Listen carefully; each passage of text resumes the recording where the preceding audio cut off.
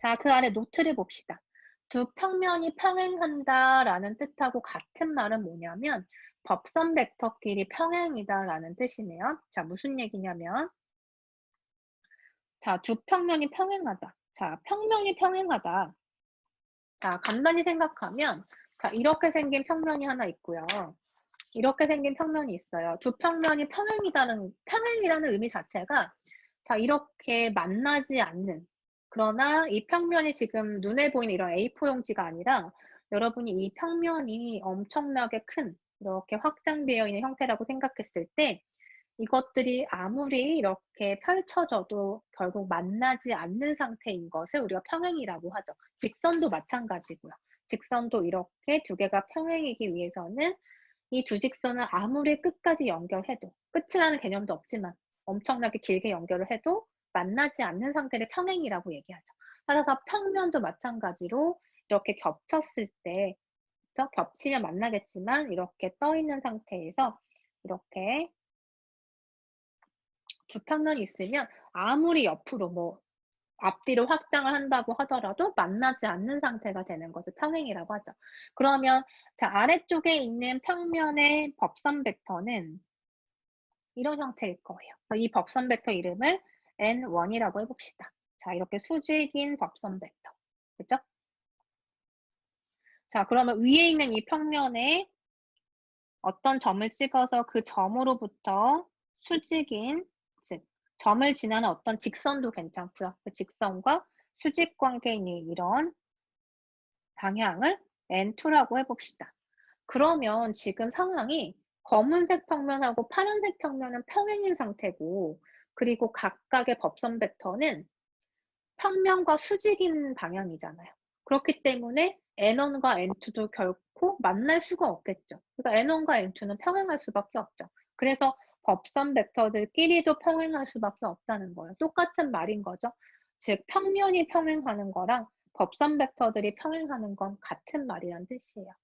자, 다음 두 번째 보시면 두 평면 사이의 각, 앵글, 그러니까 이루는 각도를 의미하는 거죠. 그 각이 결국에는 법선 벡터 사이의 각을 의미한다.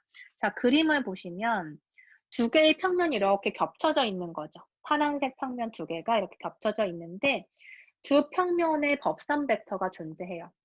평면이 존재한다면 당연히 법선 벡터가 있죠. 왜냐하면 평면의 방향을 우리가 법선 벡터로 정의하기 때문에. 자, 그러면 아래쪽에 이렇게 아랫면에 있는 평면에 대한 법선 벡터는 이렇게 N1이라는 벡터예요. 보이시죠? 수직인 거 보이죠? 아랫면하고 이렇게 수직인 방향. 자, 이렇게 지금 보이실 거예요. 이 평면하고 수직 관계다라는 게 보일 거고, 그다음에 이 평면하고는 자, 이 평면 초록색으로 지금 색칠한 이 평면은 방향이 어디가 되겠어요? 수직이어야 되니까 이렇게 되겠죠. 그래서 이 방향이 된다. 그래서 어떤 얘기를 하고 싶냐면 법선 벡터는 평면의 수직이기 때문에 평면끼리의 사이의 각을 구하는 거는 결국에는 법선 벡터들끼리 사이의 각을 구하는 거랑 똑같은 얘기예요. 즉, 지금 평면 사이의 각을 여기 세타라고 했을 때 이 세타라는 각은 자, 여기에서 다시 보면 요 각하고 똑같아요. 이 각이 의미하는 건 뭐다? 법선 벡터들 사이의 각인 거예요. 그래서 평면 사이의 각을 구하려면 이 법선 벡터들을 이용하면 된다. 왜냐하면 같은 각이니까. 자, 예제 3번 문제 한번 보세요. 평면 x 더하기 y 더하기 g는 1과 x 마이너스 2y 더하기 3g는 1 사이의 각을 구하여라 라고 했고 B번은 두 평면의 교선에 대한 대칭방 정식을 구하여라 라고 했어요.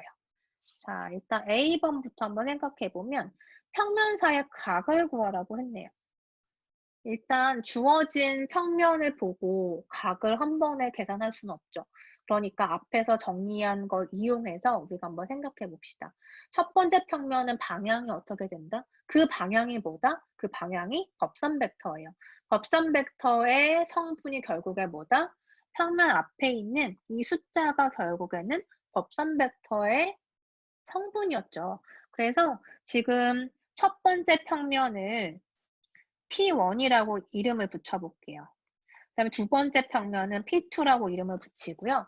첫 번째 평면에 대한 법선 벡터는 n1이라고 하고 두 번째 P2에 대한 법선 벡터는 n2라고 해볼게요. 그러면 n1은 뭘까요? n1은 벡터니까 역시 벡터 형태로 지금 두껍게 썼고 n1은 뭐다? 성분을 가져오면 1,1,1이다라는 거 알 수 있고 n2는 또 뭐다? 여기에서 성분 뭐예요? 앞에 있는 것만 따오면 1, -2, 3 보이시죠? 자, 이렇게 두 평면에 대한 방향을 따왔어요. 그러면 이 두 평면의 사이의 각을 구하기 위해서 뭘 하면 된다? 법선 벡터끼리의 각을 구하면 된다. 아, 그러면 법선 벡터가 이렇게 두 개가 있다고 하면 그 두 벡터 사이의 각을 어떻게 결정할 것인가? 각과 관련된 게 뭐였어요? 우리 앞에서 열심히 했던 내적이었죠. 내적에서 생각해 보면 자, A 벡터 내적 B가 뭐랑 같았다? A 벡터의 크기 곱하기 B 벡터의 크기 곱하기 코사인 세타였고 이 세타가 뭐냐면 A 벡터랑 B 벡터 사이의 각이야. 사이각. 그러니까 지금 우린 뭘 할 거냐면 A를 N1이라고 생각하고 B를 N2라고 생각하고 이 공식에 넣는 거예요. 그럼 뭘 구할 수 있냐면 코사인 세타라는 것의 정보를 얻을 수 있고 여기에서부터 세타라고 하는 N1과 N2 사이의 각을 알 수가 있죠. 여기서의 세타의 값은 뭐냐면 A와 B라는 벡터를 이렇게 시점을 일치시켰을 때 이 사이의 각을 세타라고 정의했기 때문에 이때 우리는 뭘 하면 되나요? 코사인 세타는 하고 정리하면 내가 원하는 각을 구할 수가 있다는 거예요. 자, 그럼 코사인 세타는 자, 어떻게 될까요? 여기에서 코사인 세타는 정리하면 A 내적 B 나누기 각각의 크기의 곱이니까 N1 내적 N2에서 N1의 크기 곱하기 N2의 크기를 나눈다. 이렇게 될 것이고 N1 내적 N2를 하면 내적의 정의에 의해서 계산 바로 되시죠? 자, 이렇게 곱하면 1, 이렇게 곱하면 마이너스 2, 이렇게 곱하면 플러스 3. 그리고 나눠봅시다. N1의 크기는 뭐다? 루트 성분 제곱의 합. N2의 크기는 뭐다? 이것의 성분 제곱의 합. 자, 그래서 루트 3 곱하기 루트 얼마예요? 14인가요? 그 다음에 위에는 2가 되죠. 그래서 루트 42분의 2가 된다. 이걸 알 수 있죠. 근데 우리가 원하는 건 뭐예요? 세타라고 하는 두 그 평면 사이의 각인 거고 그것을 직접 못 구하기 때문에 법선 벡터 사이의 각으로 이제 확장해서 생각한 거죠. 자, 그래서 세타는 여기서부터 세타는 뭐가 된다?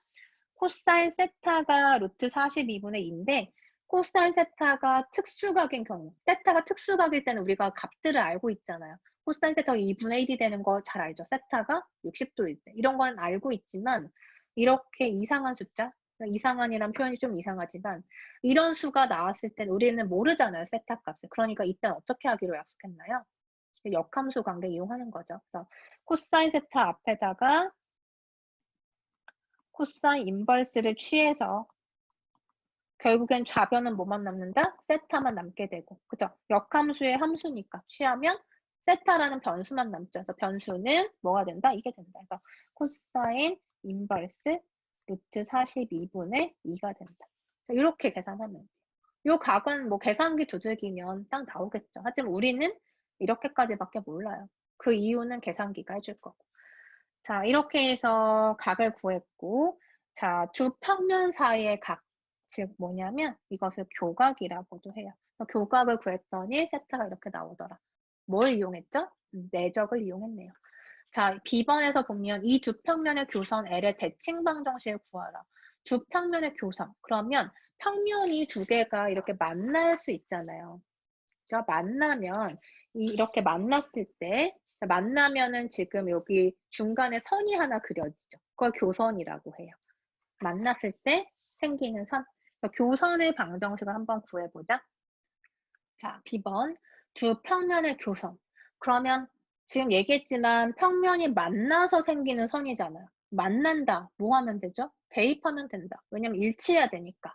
그래서 두 개의 평면을 연립해 봅시다. 주어진 평면을 자, 이렇게 해서 두 개를 연립해 볼게요. 자, 두 개의 이퀘이션과 세 개의 변수기 때문에 우리가 x, y, g를 하나의 값으로 결정할 수는 없어요. 하나의 값으로 결정하기 위한 조건은 방정식의 개수랑 미지수의 개수가 같아야 되니까. 그런데 지금 방정식 두 개의 미지수 x, y, g 세 개니까 어떻게 되는지 한번 봅시다. 자, 일단 이렇게 연립을 한번 해볼게요. 한번 빼봅시다. P1에서 P2를 뺄게요. 첫 번째 플레인에서 두 번째 플레인을 빼볼게요. 그러면 3i 마이너스 2g는 0이 되고 이때 3y는 2g가 되니까 이때 y랑 g의 관계를 보면 y가 3분의 2g가 돼요. 그쵸? 이것밖에 몰라요. 관계식을 알 수 있는 거죠. 자, 이런 관계식을 얻어낼 수가 있죠. 그러면 이 관계식에서 g에다가 내가 어떤 값을 넣었을 때 값이 y가 될 거고요. 그때 이 두 평면 중에 어떤 값이든 대입하면 x라는 정보도 얻을 수가 있어요. 어쨌든 우리가 하나의 점만 한번 생각해 봅시다. 자, 우리가 지금 구하고자 하는 게 뭐냐면 두 평면의 교선에 대한 방정식을 구하고 싶은 거예요. 어떤 방정식이 됐든 지금 대칭 방정식이라고 얘기를 해줬지만 두 평면의 교선, 즉 직선의 방정식을 찾는 게 목적이죠. 그럼 직선을 결정하려면 우리는 두 가지가 필요했다. 뭐다? 직선을 지나는 점과 직선의 방향이 필요하다. 그러면 지금 이 두 평면을 연립했을 때 나온 관계식으로부터 이 관계식 위에 있는 어떤 하나의 점에 대한 정보는 얻을 수가 있잖아요. 직선에 대한 방정식을 구하기 위해서 직선 위에 점을 찾고 싶고 이 직선 위의 점 역시 두 평면의 교점이 되겠죠. 왜냐하면 두 평면에 만났을 때 선이 생기고 그 선 위에는 또 역시 점들이 모인 거니까 점도 있는 거잖아요. 그래서 두 개를 연립했을 때 이런 관계식이 나오는데 여기서 여러분이 g든 y든 어떤 값이든 한번 넣어보세요. 어떤 하나의 점을. 그러면 교점이 하나가 나와요. 자, 계산이 쉽게 되기 위해서는 g에다가 0을 한번 넣어봅시다. 그냥 이거는 임의에 좀 넣어본 거예요. g는 0이다라고 했을 때 과연 어떤 점인가 한번 생각해보자. 그럼 g에 0을 넣으면 y는 뭐가 되죠? 0이 되고 x는 뭐가 될까요? 지금 우리는 이 평면 위에 있는 점을 하나 셀렉하기 위한 작업을 하는 거니까 g도 0이고 y도 0이면 x는 1이 될 수밖에 없죠. 자, 이게 결국에는 두 평면 위에 있는 하나의 점인 거예요. 두 평면 사이에 있는 이 교선 위에 점이 얼마나 많겠어요? 그 중에 하나를 지금 우리가 계산한 거죠. 왜냐? 방정식 두 개밖에 없고 미지수는 세 개인데 그 위에 있는 점은 무수히 많고 그럼 우리 하나 결정할 수 있잖아요. 그쵸? 자, 만약에 나는 이렇게 하기 싫고 g에다 3 넣어볼래. 그러면 y는 뭐가 되죠? 2가 되고 그러면 자, 이 식이든 넣어서 계산해보면 x 더하기 3 더하기 2가 1이다 해서 x는 얼마다 이렇게 또 나오겠죠. 그죠? 그래서 이렇게 교점을 만들 수가 있어요. 그래서 우리는 일단 이렇게 나왔다고 해보자. 그러면 교점을 하나 찾았고, 즉 직선의 방정식을 찾으려 하는데 교점은 찾았으니 뭐만 찾으면 된다? 방향만 알면 된다. 방향을 어떻게 구할 것인가? 교선의 방향을 어떻게 구할 것인가? 자, 뭘 하면 될까요?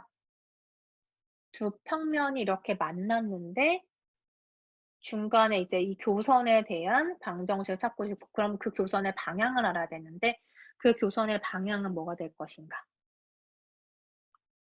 뭔가 위에서 했던 방법들이랑 비슷할 것 같죠? 자, 한번 깊게 생각해 보면 자, 교선을 우리가 L이라고 해봅시다. 지금 어떤 상황이냐면 여기 이렇게 보시면 여기 두 평면이 만나게 되면 이때 이렇게 겹치는 선이 있고 이것을 교선이라고 부른다는 거예요. 그쵸? 이런 상황인 거죠. 자, 그래서 이때 한 평면에 대한 법선 벡터를 n1이라고 하고 나머지 평면에 대한 법선 벡터는 n2라고 한번 해보자. 조금 상황을 다시 정리해서 그림을 한번 볼게요. 자, 여기 그림에 보시면 베타라는 평면하고 알파라는 평면이 있어서 두 평면이 만나는 교선을 L이라고 했어요. 그러면 평면이라 함은 방향이 존재할 것이고 알파라고 하는 평면에 대한 방향을 이렇게 n 알파라고 하고 그죠? 그다음에 베타라는 요 평면의 그러니까 수직인 방향을 n 베타라고 써볼게요. 자, 그렇다면 지금 우리가 생각을 해보건데 교선 L이라고 하는 이 L이라는 요 빨간색 직선은 정보가 평면 알파에도 있고 평면 베타 위에도 있는 거죠. 에도 있다. 즉 베타 위에도 지금 이런 직선이 있는 거고 알파의 입장에서 봐도 L이라는 직선을 품고 있는 거죠. 자, 이런 상황이에요. 그런데 지금 우리가 알고 있는 것은 N 알파라고 하는 알파라는 평면, 지금 여기 떠 있는 평면, 그 평면의 법선 벡터하고 알파라는 평면은 수직이죠. 왜냐하면 평면의 수직인 벡터를 법선 벡터라고 했기 때문에. 그래서 N 알파랑 알파는 수직인 관계에 있고 N 베타랑 베타도 당연히 수직이죠. 정의에 의해서. 평면의 법선 벡터의 정의가 그러니까 두 개는 사실 수직 관계예요. 그런데 알파라고 하는 평면에는 뭐가 포함되어 있냐면 L이라는 교선이 포함되어 있죠. 그럼 L하고 N알파도 어떤 관계 있겠어요? 당연히 수직 관계 있죠. 왜냐? 알파가 L을 포함하고 있으니까. 그래서 우리가 알 수 있는 사실은 N알파하고 그리고 L은 수직 관계에 있다. 이걸 알 수 있고요. 그 다음에 여기에서도 베타라고 하는 것은 베타라는 평면은 L이라는 교선을 포함하고 있기 때문에 N베타랑 L도 사실은 수직 관계에 있다는 거죠. 아, 그러면 여기서 보면 어떤 벡터가 L에도 수직이고 어떤 벡터가 L에도 수직이다. L의 수직인 게 지금 두 개가 있네요. 자, 그럼 여기서 알 수 있는 것은 따라서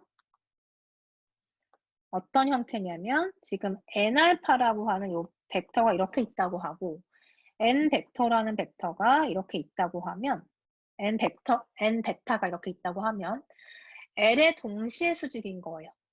그럼 L이라는 벡터는 어디에 있을까? 이게 L이 되겠죠. 그죠? 동시에 수직이니까.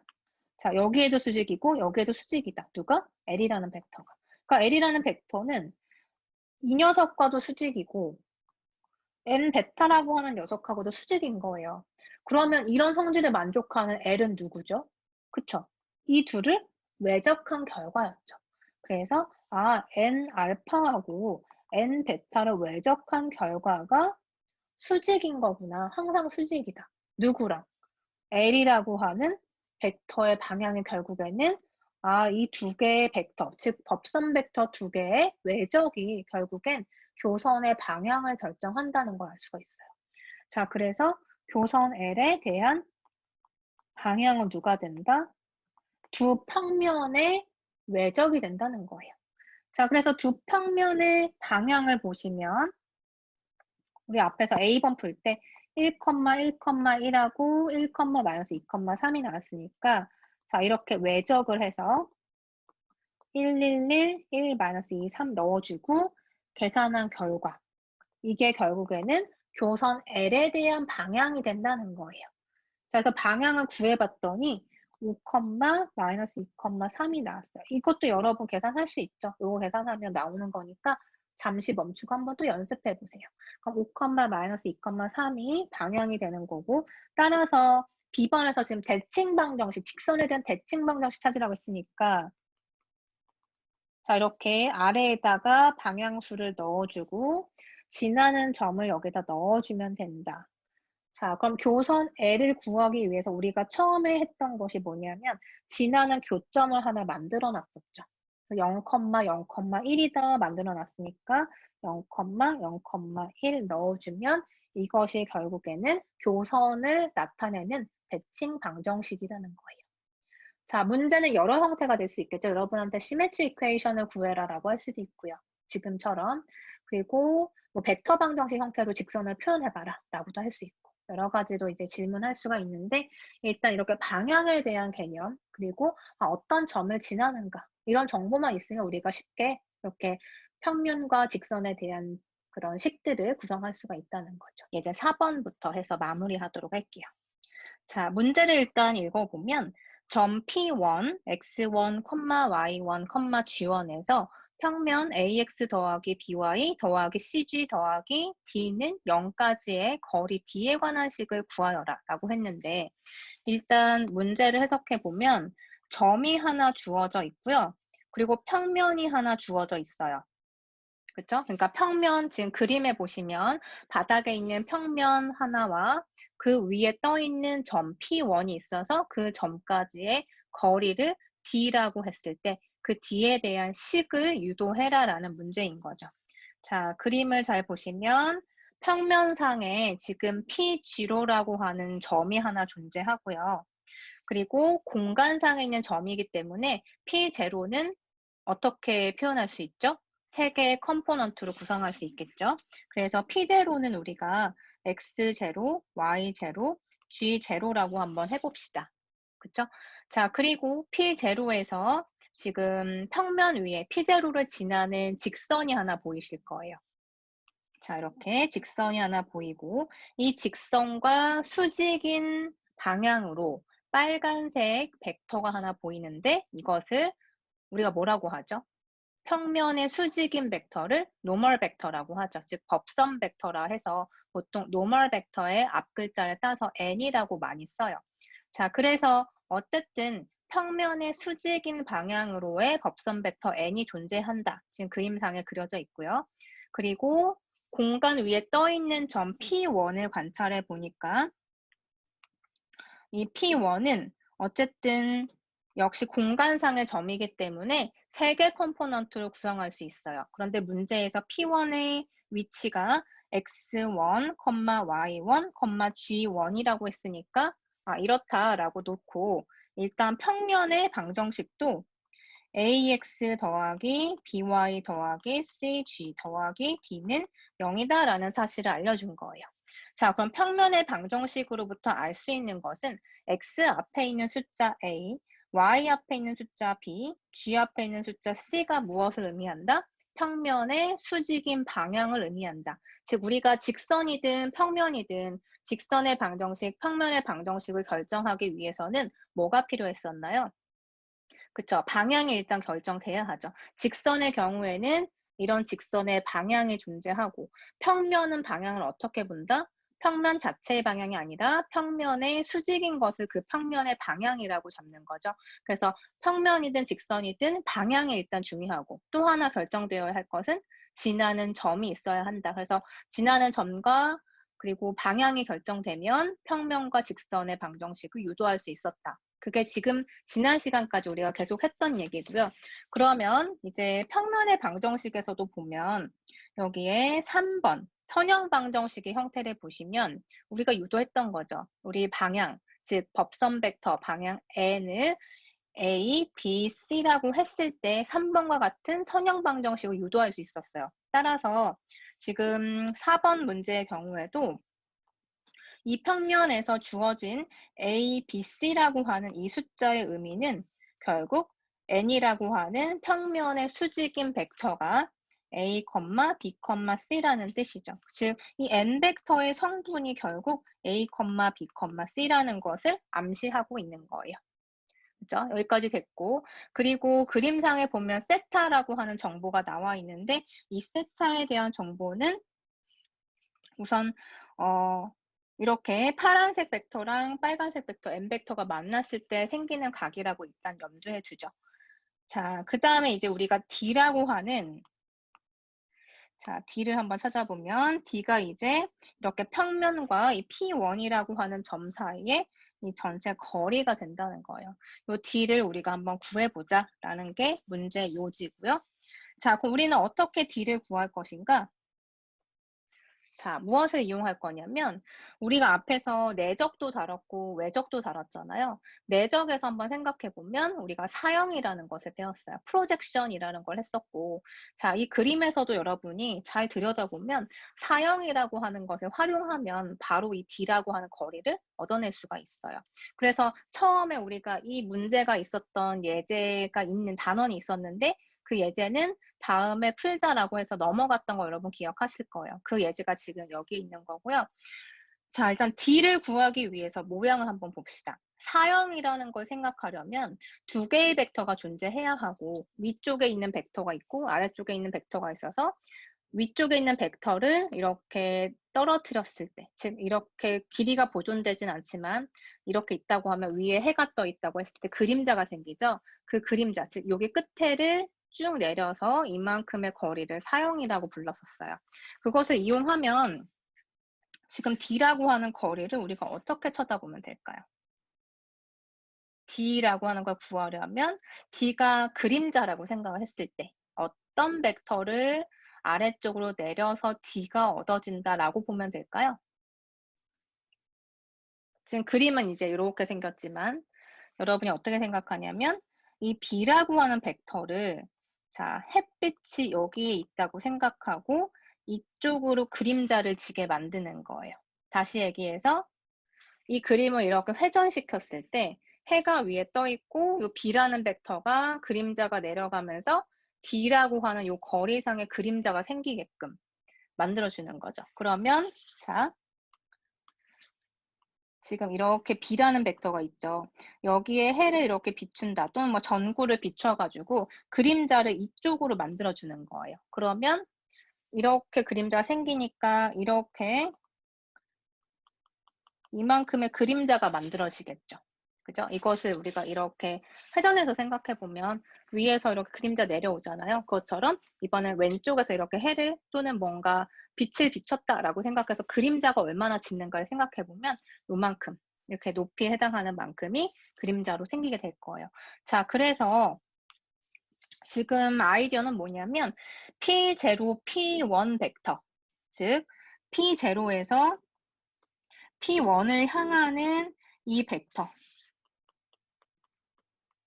이 벡터를 지금 B벡터라고 정의를 했는데 B벡터를 이렇게 D 방향으로 그림자를 만들어주는 거예요. 그래서 사형을 하는 거죠. 자, 사형에 대한 식은 우리가 유도를 했기 때문에 그 식 그대로 가져와서 식에다 적용할 거예요.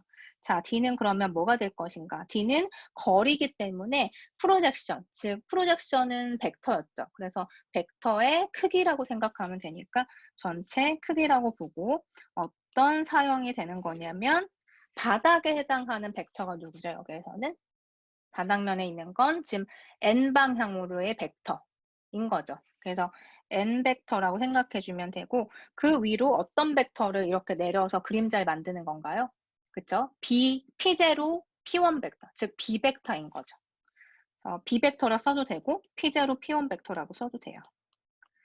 자, 그래서 이 프로젝션에 대한 값을 구하면 벡터기 때문에 방향이 존재하는데 우리는 단순한 거리를 구하는 거기 때문에 이렇게 크기에 대한 식이다라고 절대값을 씌워서 크기임을 알려줄 거고 그리고 프로젝션 정의는 우리가 이미 공부한 바 있으니까 다시 여러분 기억이 안 나시면 되돌아가서 한번 보세요. 그러면 프로젝션 어떻게 유도했는지 보면 여기 아래에 있는 벡터 n의 크기의 제곱분의 두 벡터의 내적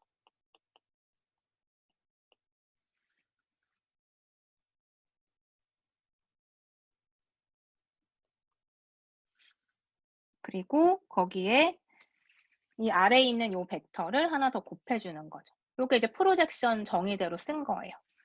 그죠?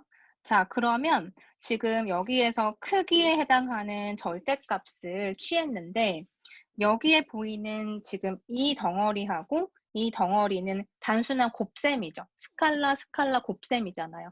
여기는 내적했기 때문에 스칼라고 크기의 제곱이니까 스칼라고 따라서 이 전체도 스칼라기 때문에 자, 스칼라고 거기에 그냥 단순한 곱을 한 거죠. 거기에 n이라는 벡터를 그냥 곱한 거예요. 그러니까 사실 이렇게 곱한 건 스칼라 배에 해당이 되는 거죠.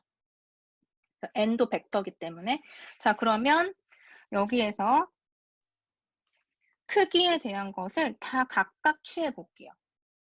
지금 분배를 해서 이렇게 P0, P1 벡터, 내적 n 벡터 하나 하고 n 벡터 하고 그리고 분모에 있는 n의 전체 제곱의 크기니까 역시 그냥 크기의 제곱이랑 똑같죠. 왜냐하면 이것 자체가 크기로 표현이 되기 때문에 상수기 때문에 상수의 절대값 역시 상수일 거고 이미 양수이기 때문에 여기에서 n의 크기하고 여기 크기가 또 있으니까 이렇게 두 개 약분할 수 있죠. 그래서 n의 크기 분의 P0, P1 벡터 내적 n 벡터의 크기 이렇게 쓸 수가 있을 거예요. 그죠? 자, 그리고 이제 정리를 한번 해봅시다.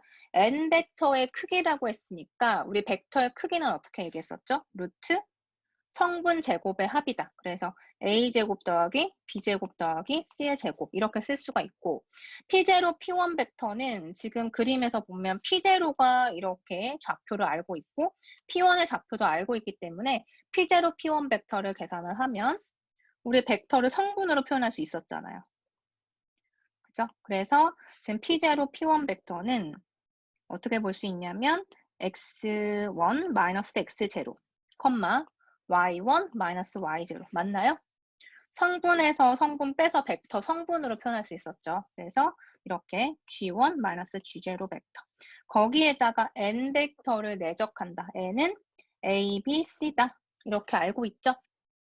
자, 분모는 루트 a제곱 더하기 b제곱 더하기 c제곱 이렇게 될 것이고 분자에 보면 내적인데 이렇게 우리가 연결해서 내적의 정의대로 곱하고 더하면 되죠. 성분끼리 곱해서 더하면 되겠죠. 그래서 A의 x1 마이너스 x0 더하기 B의 y1 마이너스 y0 더하기 그 다음에 C의 g1 마이너스 g0 이렇게 될 거예요. 그죠? 자, 그리고 나서 여기 분자를 하나씩 전개를 해볼게요. 그러면 분모는 여전히 그대로 a제곱 더하기 b제곱 더하기 c제곱의 2분의 1제곱 이렇게 들어가고 그리고 분자를 보면 자 이렇게 먼저 넣을게요. 그죠? 그리고 나머지는 이렇게 세 개죠. 이거를 a 마이너스 ax 제로 마이너스 by 제로 마이너스 c 제로 이렇게 남아있죠. 이 부분을 잘 생각해 보면 뭐냐면 자 그림으로 다시 가보세요. 그림으로 가보니까 평면의 방정식은 이와 같다라고 주어져 있었는데 이 평면 위에 어떤 점이 존재하냐면 P0라는 이 점이 존재해요. 그럼 평면상에 점이 있다는 것은 X0, Y0, G0가 이 평면의 방정식을 만족한다는 얘기죠. 그 위에 있기 때문에. 그래서 X, Y, G에다가 이 값을 한번 대입해 보도록 할게요. 그러면 AXG로 더하기 BYG로 더하기 CG0 더하기 D는 0이다를 만족하겠죠. 왜냐? 평면 위에 점이기 때문에. 자, 그래서 여기에서 우리가 뭘 할 거냐면 D는 하고 한번 정리를 해볼게요. D라고 하는 상수에 대해서. 그럼 D는 하고 정리하면 나머지 세 개의 텀이 다 이항돼서 음수가 되겠죠. 마이너스 AX0, 마이너스 BY0, 마이너스 CG0. 그쵸? 그래서 지금 이 값이 결국 뭐냐면 D하고 일치해요. 자, 아래로 내려가니까 우리 지금 여기 두 번째 이렇게 전개해서 봤던 텀의 합이 뭐다? D라는 것을 알 수 있죠. 이러면 더 깔끔하게 정리가 되죠. 그래서 이 부분을 우리가 더하기 D다라고 놓을 수가 있는 거예요. 그쵸? 자, 그래서 지금 여기 절대값 여기 앞에 있었던 거 포함시켜주고 여기도 포함시켜주면 결국에 D라고 하는 거리에 대한 식이 이와 같이 정리가 되는 것을 알 수가 있죠. 그렇죠?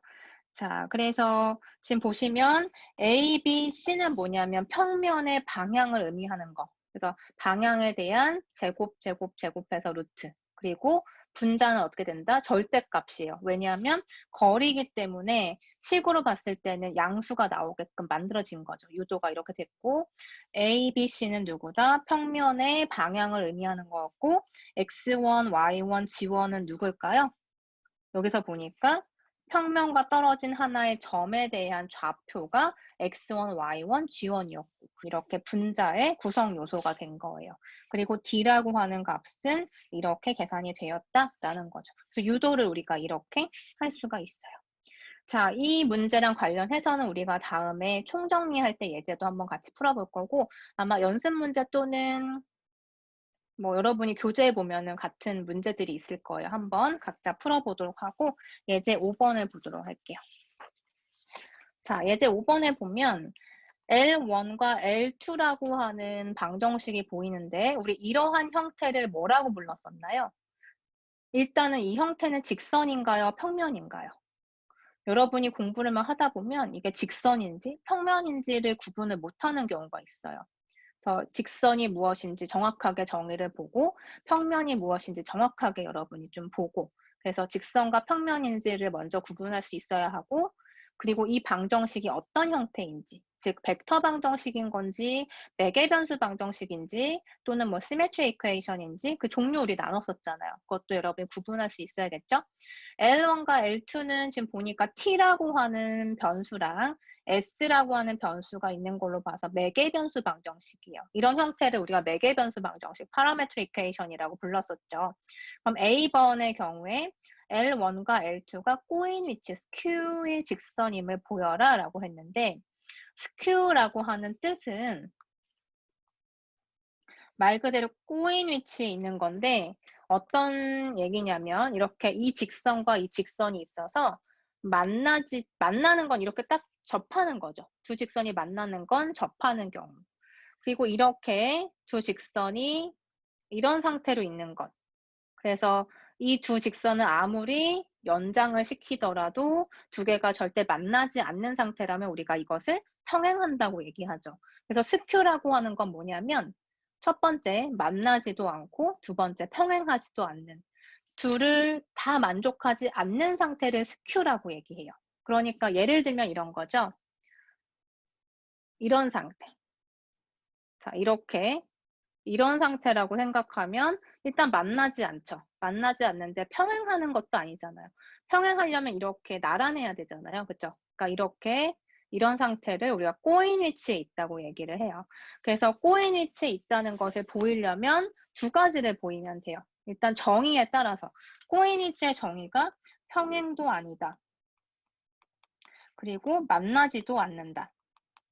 이것이 꼬인 위치의 정의였기 때문에 스큐임을 보여라라고 하면 이 두 가지가 만족되지 않는 걸 보이면 되는 거예요. 그러니까 사실은 두 가지를 다 보여야 하겠죠.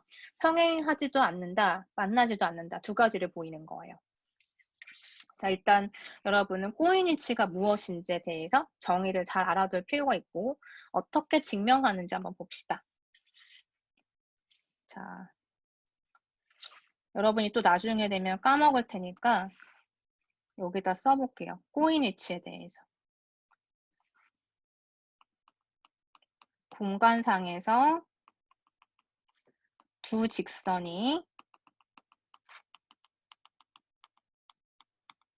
평행하지도 않고 만나지도 않으면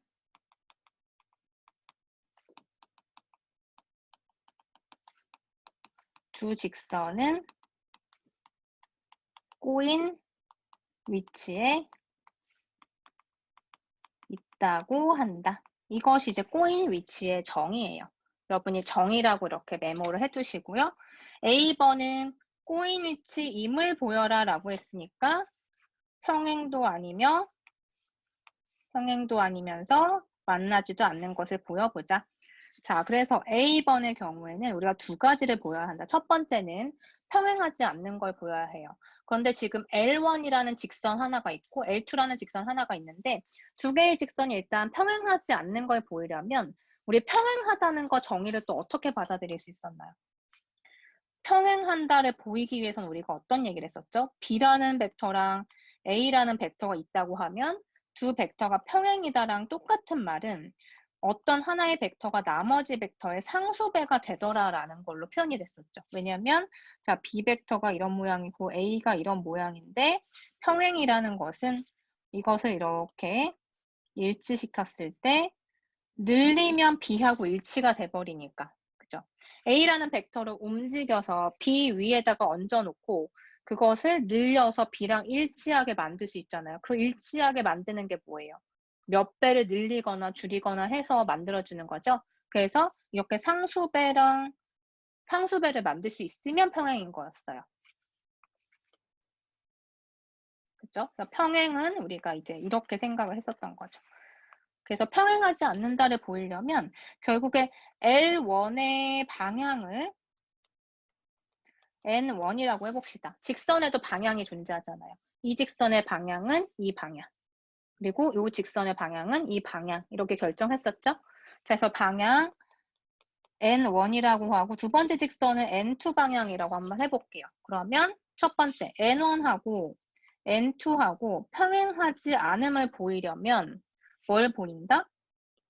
N1은 지금 얼마인가 한번 봅시다. 우리 직선에서 방향은 누가 결정했냐면 이렇게 파라미터 앞에 있는 숫자가 결정했어요. 그렇기 때문에 L1의 법선 벡터는, 즉 방향 벡터는 1, 3, 마이너스 1이 되는 거죠. 자, 이렇게 알 수 있고 두 번째 N2는 뭐가 되냐면 앞에 있는 2, 1, 4 이게 이제 방향을 의미하는 거죠. 그래서 N2가 2, 1, 4다 이렇게 볼 수 있는데 그렇다면 만약에 평행이라면 N1 또는 N2를 우리가 이렇게 등식으로 연결할 수 있고 어떤 상수를 곱했을 때 둘을 충분히 같게 만들 수가 있어요. 그런데 평행하지 않다면 이런 등식이 성립할 수 없다는 얘기인 거죠. 자, 그래서 잘 생각해 보면 여러분 여기에서 만약에 N1이 이렇게 있고 N2가 있는데 자, 여기에 N1에다가 몇 배를 취해야 N2가 될 것인가 한번 생각해 보세요. 이런 게 있는지. 자, 여기 첫 번째 컴포넌트만 맞춰주기 위해서 2를 곱해버리면 첫 번째는 2가 만들어지는데 두 번째는 6이니까 안 되고 세 번째도 마이너스 2니까 만들어지지 않죠. 그죠? 그리고 두 번째 컴포넌트를 맞춰보기 위해서 예를 들어서 3분의 1을 곱했다. 그러면 두 번째는 이렇게 1이 만들어지지만 첫 번째, 세 번째는 2하고 4하고 일치할 수가 없잖아요. 그죠? 그래서 어떤 상수배를 취하더라도 이런 상수가 아예 없는 거예요. 등식을 만족하게 하는 상수가 존재하지 않는 거죠. 그죠? 그래서 일단 평행하지 않는다는 것은 쉽게 보일 수가 있어요. 자, 그래서 여러분은 어떻게 쓰면 되냐면 N1은 K 곱하기 N2인 K가 존재하지 않는다.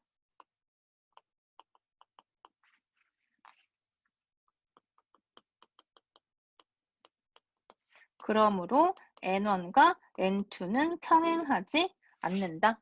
이렇게 얘기하면 되는 거죠. 또는 이렇게 관계를 써도 되고 아니면 어떻게 해도 돼요. N2가 어떤 K 곱하기 N1의 형태가 되지 않는다. 이것도 똑같은 얘기죠. 그 이때 K는 어떤 의미의 실수다. 이렇게 보면 되겠죠. 자, 그래서 첫 번째는 평행하지 않는다. 그럼 이제 두 번째 뭐예요? 만나지 않는다.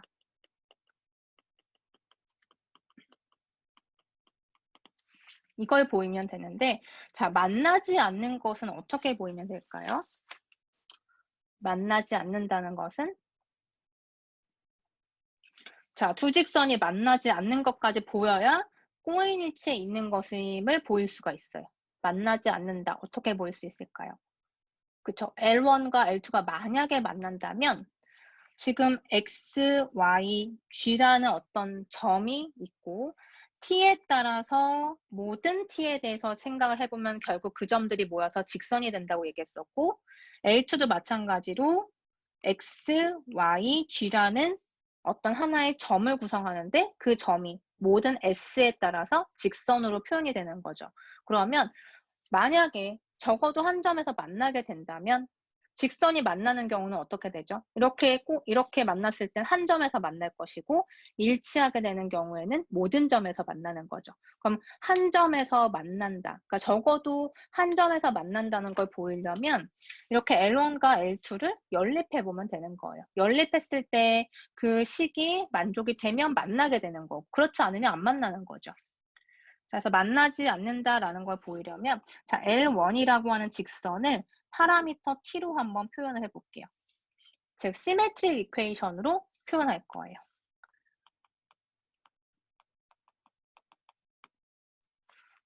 자, 그럼 어떻게 되죠? t는 자, 첫 번째 자, 여기 x에 대해서 보면 x가 1 플러스 t니까 t는 하고 정리하면 x 마이너스 1이에요. 이렇게 t에 대해서만 쭉 정리해서 자, 두 번째 y는 t는 하고 정리하면 뭐죠?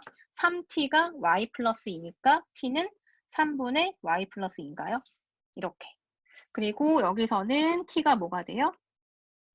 t가 4-g가 되는 거죠. 그래서 t는 이렇게 나타내면 결국 이것이 다 똑같은 식이 돼요. 그래서 연결을 해주면 t는 x-1 그리고 3분의 y 플러스 2 그리고 4-g 이렇게 쓸 수가 있겠죠. 이것을 우리가 대칭 방정식이라고 얘기했어요. 그럼 L2도 마찬가지로 S는 하고 정리를 해서 이렇게 일치하는 식을 한번 표현해 봅시다. 그러면 자, 2분의 X는 Y-3은 4분의 G 플러스 3 이런 식을 얻어낼 수가 있어요. 똑같은 식인데 형태만 다르게 만들어 본 거죠. 자, 이게 이제 시메트리 이퀘이션의 형태인 거고요. 자, 우리가 이제 두 직선이 만난다고 한번 가정해 봅시다. 이건 그냥 연습을 한번 해본 거고요. 자, 만약에 두 직선이 만난다면 원래 문제에 있는 식으로 다시 돌아가서 만난다면 x랑 x가 만약에 같다고 하고 y끼리 같다고 하고 g끼리 같다고 했을 때 이 식이 만족이 되는 점이 적어도 하나가 있겠죠. 왜냐하면 두 직선이 이렇게 만나면 적어도 한 점에서 만날 테니까. 그러면 L1과 L2 주어진 식을 두 개를 일치시켜 보는 거예요. 그것이 만족되는지.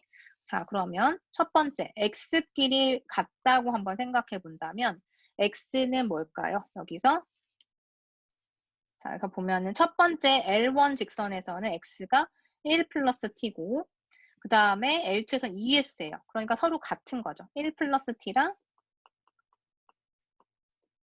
2s랑 같아야 하는 거죠. 만약에 만난다고 가정을 하면 만난다면 당연히 x는 x끼리 같아야 되는 거죠. 같은 점에서 만나는 거니까.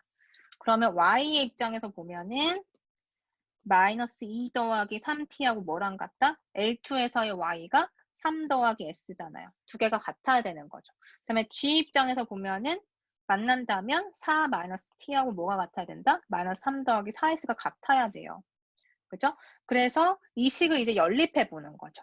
자, 일단은 이 두 개의 식을 먼저 연립을 해 볼게요.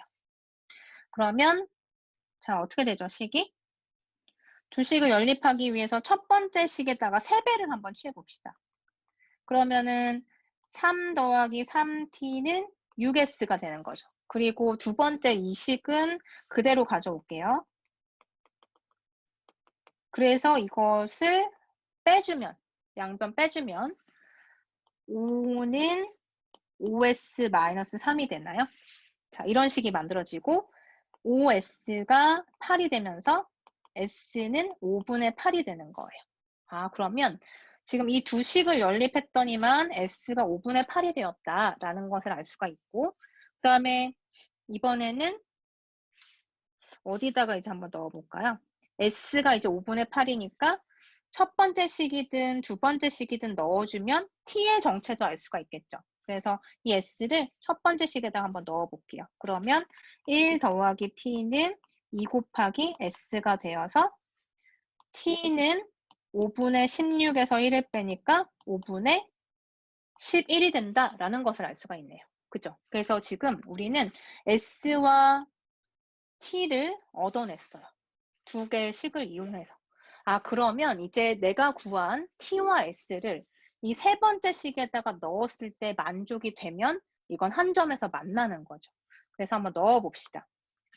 자, 여기다가 세 번째 식에다가 4-t, t가 5분의 11 그리고 마이너스 3 더하기 4 곱하기 s 5분의 8 이거 등식 성립하는지 한번 체크해 보세요. 그러면 자, 우변은 마이너스 3 더하기 5분의 32니까 5분의 17이죠. 그죠? 그런데 좌변은 어때요? 5분의 20에서 5분의 11 빼면 5분의 9죠? 그러니까 지금 두 식이 다르네요. 같지가 않아요. 그럼 이상하죠? 왜 이상해요? 지금 만난다면 하고 생각을 해봤으니까 만난다면 당연히 x끼리 y끼리 g끼리 같다고 놨을 때 모든 식이 성립을 해야지 이야기가 되는 건데 지금 하나가 이 식에서 만나지 않는 것처럼 보이죠? 식이 만족이 안 되기 때문에. 그래서 세 번째 식을 만족시키지 않기 때문에 두 직선은 만나지 않는다가 되는 거예요. 이 이야기를 쓸 때는 만난다면 이렇게 세 개의 식을 모두 만족하는 뭐가 존재해야 된다? T하고 S가 존재해야 한다. 그쵸? 존재해야 한다. 근데 지금 존재하지 않잖아요. 왜냐하면 두 개는 만족하는데 이 마지막 식을 만족시키지 못했잖아요. 그죠? 그래서 따라서 결론은 두 직선은 뭐다? 만나지 않는다. 만나지 않는다. 자, 이렇게 얘기하면 돼요. 그리고 최종적인 결론은 뭐가 돼야 된다? 우린 뭘 보이려고 지금 이렇게 많은 얘기를 했나요? A번에서 보면 꼬인 위치에 있음을 보여라 라고 했을 때 꼬인 위치에 있는 걸 보이기 위해서 평행도 아니며 만나지도 않은 것을 보여주는 거죠. 그래서 첫 번째 1번 그리고 2번 이렇게 해서 여러분이 평행하지 않는 거 보여주고 만나지도 않는 것을 보여주고 이렇게 두 가지 단계를 통해서 자, 그래서 최종적인 결론은 뭐다? 1번과 2번, 즉 평행도 아니고 만나지도 않는 걸 보인 것 1번, 2번 이렇게 여러분이 넘버링해서 1번과 2번에 의해서 두 직선은 어떻다? 스큐이다. 또는 꼬인 위치에 있다. 이렇게 결론을 내주셔야 되는 거예요. 자, 그래서 뭔가를 증명할 때는 정의를 먼저 알아야 되고 그 정의에 입각해서 여러분이 무엇을 보여야 되는지 보여주고 끝내지 말고 마지막 최종 결론을 내려주는 거예요. 따라서 이 결과에 의해서 이것은 무엇입니다. 이렇게. 그래서 여러분이 서술하는 연습도 하셔야 되고 그리고 꼬인 위치에 대해서도 우리 오늘 얘기를 했죠. 한 번 더 복습해 보시고요. B번의 두 직선 사이의 거리를 구하는 방법은 여러 가지가 있는데 다음 시간에 같이 한번 해보고 마무리하고 6절로 넘어갈게요.